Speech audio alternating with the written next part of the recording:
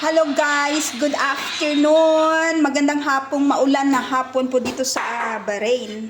Umuulan po dito at napakalamig po. Umabot na po siya ng 4 degrees ang lamig. Pero inaantay namin yung mag 0-0 para mag snow. Para kunwari na sa US of A. So ang ulam po ng aming mga alaga ngayon ay ito yung salmon. Ayan. So, ito, ginisa ko lang sa spinach, konting onion, konting toasted garlic.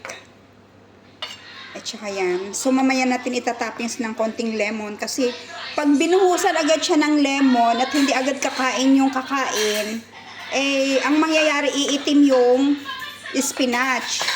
Kaya ang gagawin ko, kung kailan sila kakain, saka natin pipigaan ng lemon.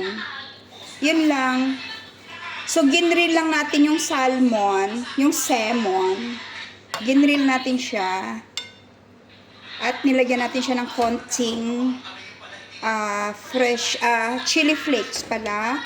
May halo siyang konting parmesan cheese. Ito, ubos na nga eh. At saka yung konting cooking cream. Hindi na dinamihan ng cooking cream kasi masyado naman siyang maano. Parang nawawala na yung pagka-fresh ng spinach, pagka puro cream na lang.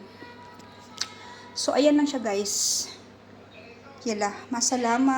Happy watching everyone!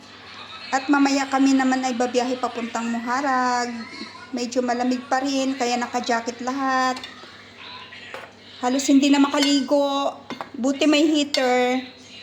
Kaya tuloy pa rin ang ligo kahit sobrang ginaw. As in, sobrang ginaw. Bye-bye!